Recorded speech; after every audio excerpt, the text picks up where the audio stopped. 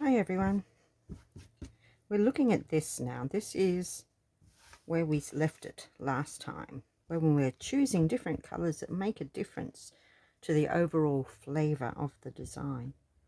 And we chose this one. It's kind of a fresh, kind of spring kind of one. I like it. And I was thinking, well, it's not just that. That's our background. If we wanted to, we could put something on it. I was just looking at this little box here, because I had it out when I was doing the jeans, and these are some things I had. Well, that'd be pretty, wouldn't it? That'd be nice. Here's some lace, would also be nice. That green we've already done, but I also had little pictures in here. Oh, and or I could send it towards apricot. Can you see the difference? We could go in the apricot-y colours, or peach, or we could go towards that kind of colour. Both if we wanted. I do like that, but I like that contrast. What else have we got? These are little bits and pieces that got pictures on them, you know, but that doesn't do anything for it. It's a bit dull. This one here with that apricot, quite like that. We could just take a bit of it, you know, something. Yeah, I quite like that too. Yeah, but if you have little interesting bits, don't throw them out. Just have a look and see what you might be able to do. What else is in here? It's from another project. Looks nice too. Decisions. Well, that's nice. And it would depend on the colours and the thing that you're going to add to it. Once again, you can change the flavour of it.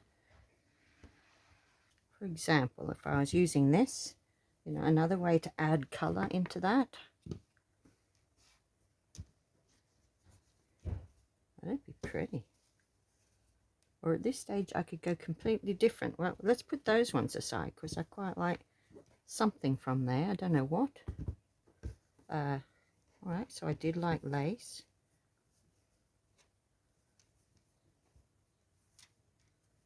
But I think with this printed background behind, it's not really doing much. So forget the lace. We'll try something else. What else do we have?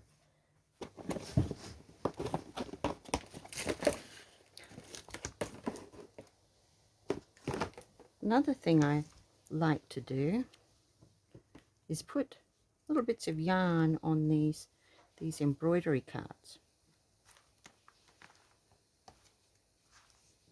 That one.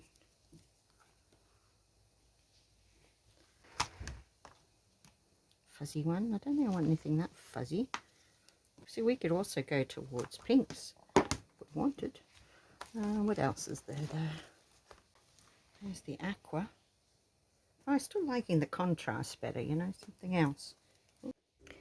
Keeping these little snippets of bits and pieces of yarn is so handy, because a lot of them, you know, can be used in many of my crafts, and it gives me a great texture and colour sample box to play with. So see how this one's almost like a trim. I could easily couch that on if I wanted to. But let's get on with it. Take these bits and pieces off. I mean, we know what we want to use. I want to use this bit of fabric. I'm looking at it now and I'm thinking it's too big. I would like to have that smaller, more delicate one that goes up, getting smaller as it goes. It's a linen, this, so I'm just going to make that edge nice and frayed by taking out the layers of threads on the edge. And I'm looking at it thinking it's still too big, so I'm just going to cut this side as well and do the same. And then I'll pop it down. And where do I put it? This is where we come to something. Well, one of the things is I'm thinking I don't really like things straight in the center. I don't want to hide all that beautiful embroidery in that top fabric. And then, you know, so it's better offset. I could, oh yeah, I can see that this one's a bit crooked, so I'm just taking some more threads out that side. There we go. But it does perk it up, doesn't it? It really doesn't add an element. So I know I want that somewhere, something like that. And I'm going to think I'll balance it with a little bit of this fabric, which is very similar. It's got that colour in it, you see. So I'm just going to do some snip and rip because I think it's way too big. I snip the edge and then I rip the rest of it. On fabrics that do that, I really like it because it saves you cutting and also it gives a nice edge. I like it. And you know it's straight because it'll tear along the grain. So test your fabrics and see if they are ones that will rip. I'm thinking that looks pretty good. If I put it under, then I've given a little frame almost to that pretty picture of the flowers. And now I'm looking at this other piece. It muddies it a bit. It's, you know, this browny colour. But it does have the green, it does have the orange in it. But in the end, I decided to go back to this apricot colour. And another snip and rip here to make a thin little rectangle. And then I'm thinking I'll balance it. I'll put one coming from the, you know, the bottom and one coming from the top. And that looks quite good. It's a good start. So I'm just evening things up and playing with it. And placement is so important here. I can still bring in more colour with my cottons that I choose, the colours of cottons.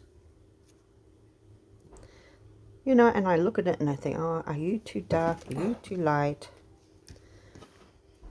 I start to gather more and more of a palette. Do I want to send it in that direction? No, I don't think I do. So I've got the different colours of, you know, that's a yellowy colour, that's yellowy orange. And the green, that's a brighter green than the green that's in there. They're all similar though. Apricot and peachy colours. Maybe not that dark one. But I'm thinking I want a green, and I don't actually have that kind of green that I want. I want a darker green. So I'm getting out a few greens here from my stranded cottons. And I can use a couple of threads of those, and that'd be great. Because the pearl cotton I've been using is thicker. Just using a couple of strands of stranded works well. But see all these different colours. You know, this is what I mean. It's not just green. There's all kinds of greens. I think I want one like that. And one that's already in there. And I'm thinking brown. I get out this one. That's a reddy brown. I don't really think that's doing it for me. So see how this one here is a much more ordinary muted brown. That might be the one I want. So there we go. I have a palette. I have my fabrics. But what am I doing with it? That's what we'll cover in the next episode. I'm going to cover a book, which means I need to rearrange a bit.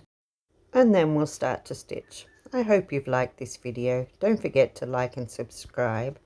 I've set up a donation button for those that might like to give me $1 or $2 so I can get some better equipment and make you better videos. So join me for the next one. See you then.